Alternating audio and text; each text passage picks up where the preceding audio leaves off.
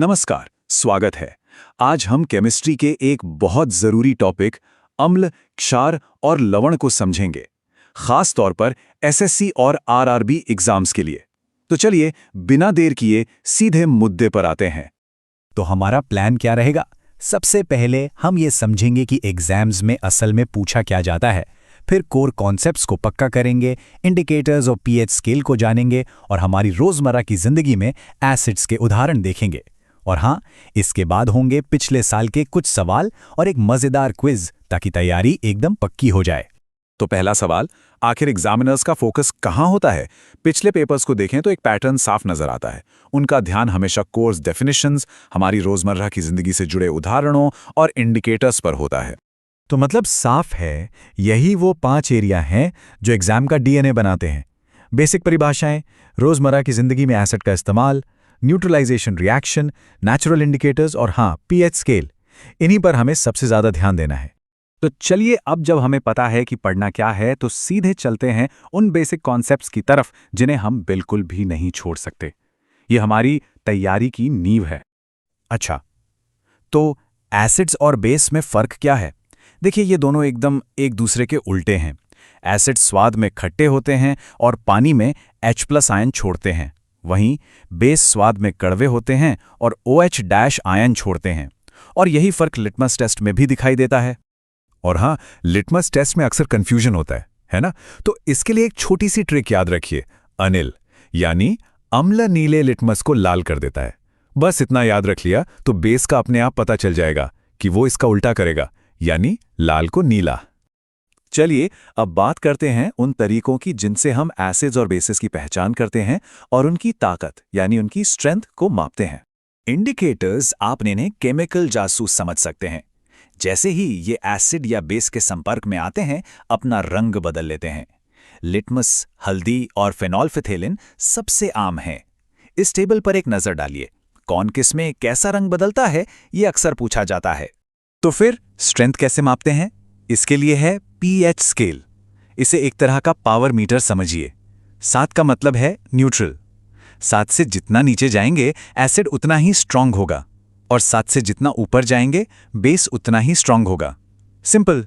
इसको याद रखने का एक और आसान तरीका है, खासकर जब बात हमारे शरीर की हो। सोचिए, पेट के अंदर से बाहर की तरफ आ रहे हैं।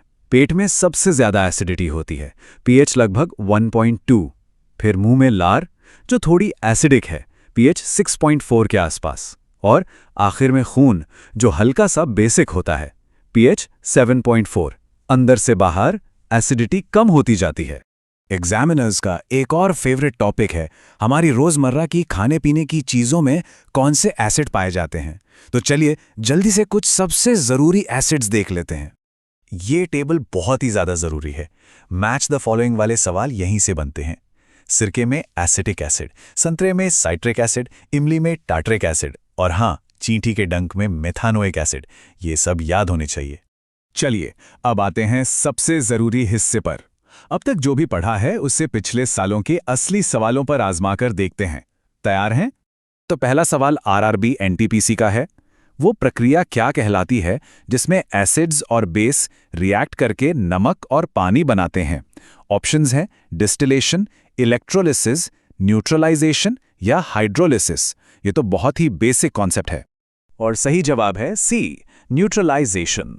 जैसा कि नाम से ही पता चल रहा है, एसिड और बेस एक दूसरे के असर को न्यूट्रल यानी बेअसर कर देते हैं।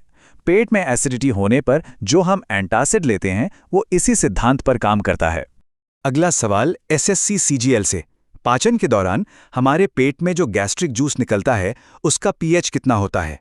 7 से कम, 7 से ज्यादा, 7 के बराबर या 0 के बराबर? ये केमिस्ट्री और बायोलॉजी का मिक्स है जो एग्जामिनर्स को बहुत पसंद है। याद कीजिए, हमने पेट के पीएच की बात की थी। पेट में होता है हाइड्रोक्लोरिक एसिड, जो बहुत स्ट्रांग होता है। इसलिए पीएच 7 से काफी कम होता है, करीब 1.2 से 3 के बीच। तो सही जवाब है ए, 7 से कम। तीसरा सवाल फिर से आरआरबी एनटीपीसी से।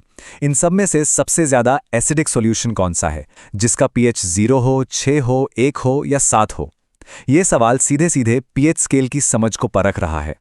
यहाँ एक सिंपल सा नियम याद रखना है, पीएच वैल्यू जितनी कम, एसिडिटी उतनी ही ज्यादा। इसलिए पीएच 0 वाला सॉल्यूशन पीएच 1 या 6 वाले सॉल्यूशन से कहीं ज्यादा एसिडिक होगा। सही जवाब है ए।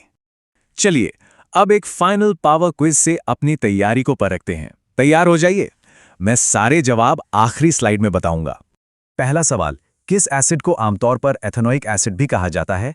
Sulphuric acid, acetic acid, sulphonic acid या हाइड्रोक्लोरिक एसिड? दूसरा सवाल, एक सॉल्यूशन लाल लिटमस को नीला कर देता है, इसका पीएच क्या हो सकता है? 1, 4, 5 या 10? सोचिए, ये एसिड है या बेस?